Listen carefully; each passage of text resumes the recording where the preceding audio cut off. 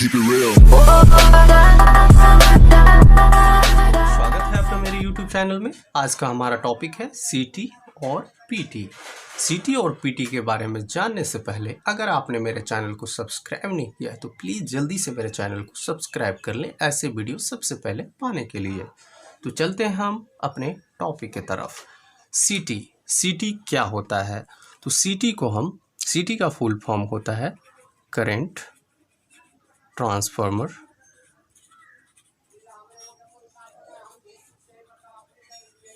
ये हमारा current transformer होता है। इसे इंस्ट्रूमेंट ट्रांसफार्मर भी बोला जाता है, और इसे मेजरिंग ट्रांसफार्मर भी बोला जाता है।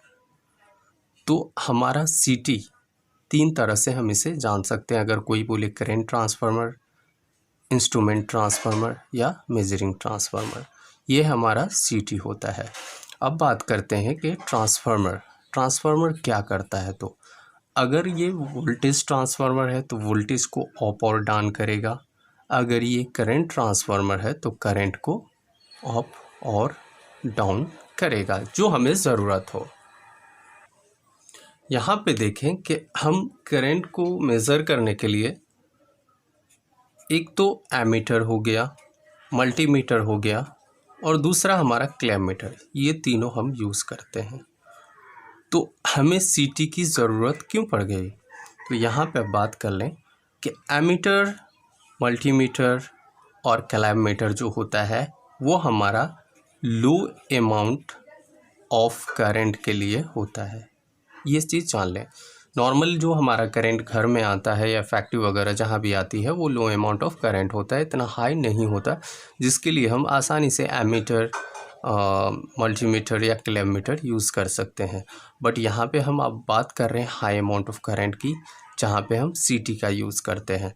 तो यहाँ पे देखें कि अगर ये एक टी है, ये हमारा सीटी है, आपने देखा होगा कई जगह पे, और यहाँ पे एक वायर जा रही है, यहाँ पे देखें।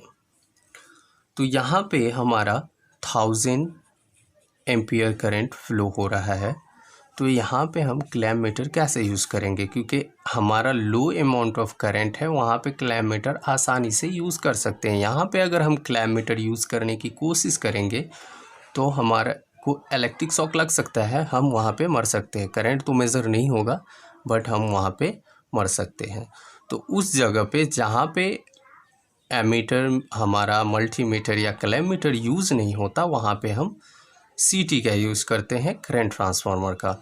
तो यहाँ पे देखिए 1000 एम्पियर अगर करंट यहाँ से फ्लो हो रहा है तो वहाँ पे हम पहले से ही एक सीटी कनेक्ट कर दिए होते हैं, जो हमारा सीरीज में होता है। हमें पता है कि करंट हमारा हमेशा मेजर सीरीज में होता है, और यहाँ से सीटी से 2 वायर निकले होते हैं जिसमें हम एमीटर को कनेक्ट करते हैं, और यहाँ पे हमें एक वैल्यू दिखाता है जो हमारा करंट का वैल्यू होता है कि उस वायर से कितना करंट फ्लो होता है।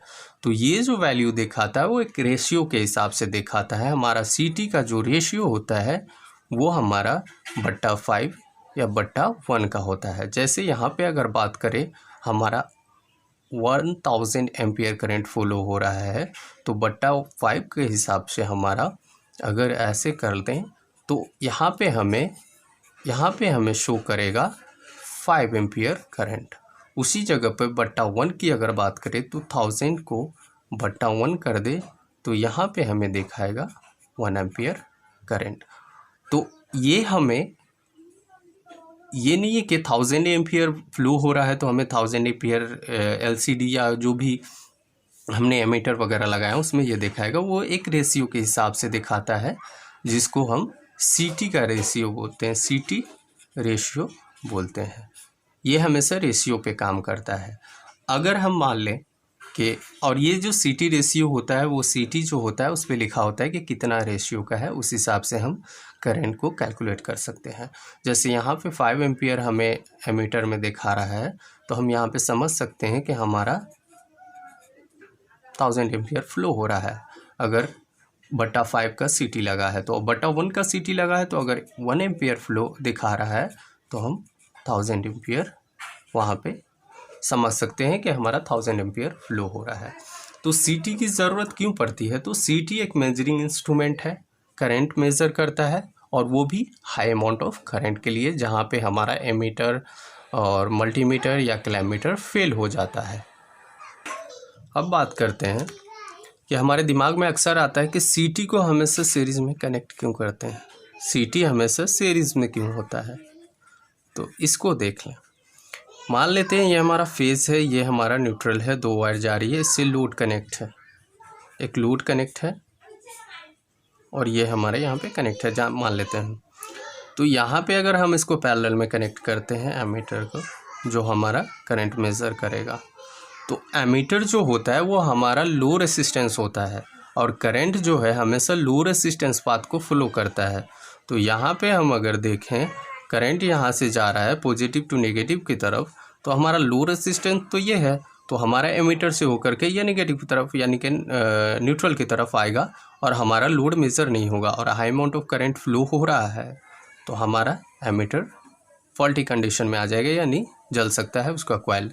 उसी जगह अगर हम इसको सीरीज़ में कनेक्ट करते हैं, ये हमारा फेज़ है, ये हमारा लोड है और ये हमारा एमीटर है और इसको हम कनेक्ट करते हैं सीरीज़ में। तो यहाँ पे देखें, क्योंकि यहाँ पे लो रेसिस्टिव पाथ तो इसको कोई मिल नहीं रहा है, तो ये लोड की तरफ ही जाएगा करंट और एमीटर से होकर के हमारा न्यूट्रल की तरफ आएगा, जिससे हम इसमें कितना करंट फ्लो हो रहा है वो आसानी से पता कर सकते हैं।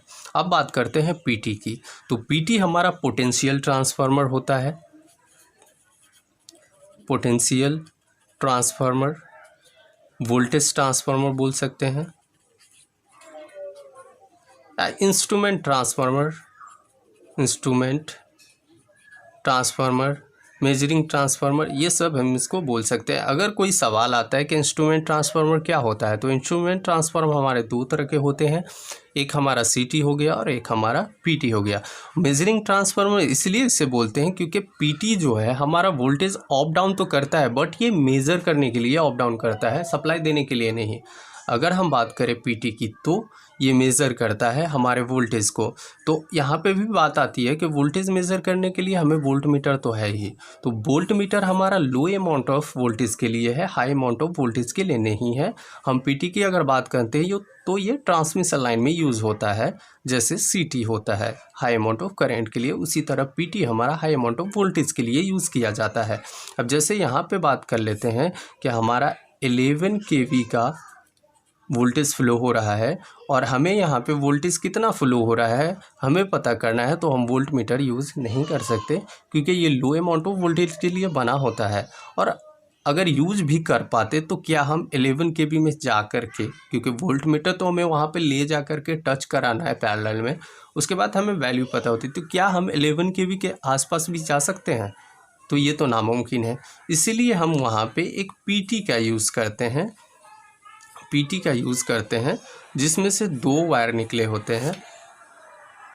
पीटी में से भी 2 वायर निकले होते हैं, जैसे सीटी में से निकला होता है, और ये हम वोल्ट मीटर के साथ कहीं पे जा कर के कनेक्ट कर सकते हैं, कोई भी रूम में भी। जैसा जहाँ पे हमने डिस्प्ले रूम बना रखा है, जहाँ पे हम वोल्टेज देख सकते हैं, करंट देख सकते हैं, बहुत सारे ऐसे चीज़ होते हैं जहाँ पे एक बोर्ड लगा होता है, डिस्प्ले रूम होता है, वहाँ पे हम इसको यूज़ करके रूम से ही इसको देख सकते हैं। तो जैसे high amount of current flow हो रहा है, high amount of voltage flow हो रहा है 11 kV का, वहाँ पे हमें देखना है कि 11 kV का एग्जैक्टली वोल्टेज फ्लो हो रहा है या नहीं, तो यहाँ पे हमें ये डिस्प्ले में शो करेगा। तो इसका भी एक रेशियो होता है, क्योंकि पीटी जो होता है हमें ये नहीं है कि 11 kV का वोल्टेज फ्लो हो रहा है तो हम 11 kV यहाँ पे दिखाएगा, ये एक रेशियो के हिसाब से दिखाएगा, जिसका रेशियो होता है बट्टा 1/10।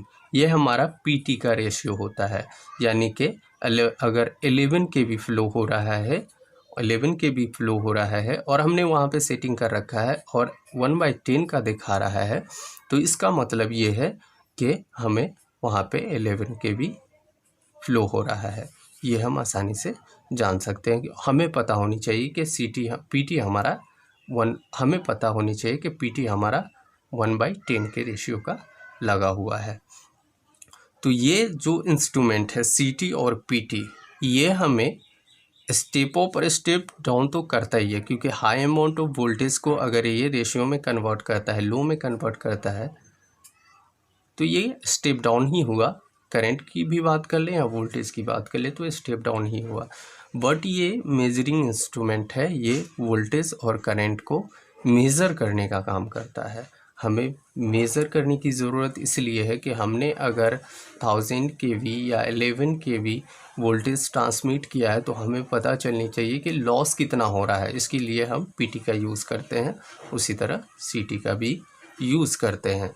तो ये हमें बहुत इम्पोर्टेंट है ये हमारे इलेक्ट्रिकल में, और ये ज़्यादातर हमारे सब स्टेशन वगैरह में लगे होते हैं जहाँ पे ट्रांसमिट करते हैं और ट्रांसमिट हो करके करंट या वोल्टेज वहाँ पे आता है। तो ये हमें जो इंट्रो हो वगैरह होते हैं जहाँ भी पूछा जाता है कि सीटी क्या होता है, पीटी क्या होता है, करंट ट्रांसफार्मर क्या होता है, वोल्टेज ट्रांसफार्मर क्या होता है या इंस्ट्रूमेंट ट्रांसफार्मर क्या होता है, तो ऐसी जगहों पे हम ऐसे इसका जवाब दे सकते हैं। तो आई होप आप लोगों को सीटी और पीटी के बारे में पता चल गया होगा, और सीटी को हमेशा या एमीटर को हमेशा सीरीज़ में क्यों लगाया जाता है उसके बारे में भी पता चल गया होगा। तो अगर आपने मेरे चैनल को सब्सक्राइब अभी तक नहीं किया है तो ऐसे वीडियो के लिए प्लीज़ मेरे चैनल को सब्सक्राइब करें, लाइक करें, और कोई सवाल हो तो प्लीज़ कमेंट करें। तब तक के लिए बाय बाय, मिलते हैं आपसे अगले वीडियो में अगले टॉपिक के साथ। Bye bye, take care.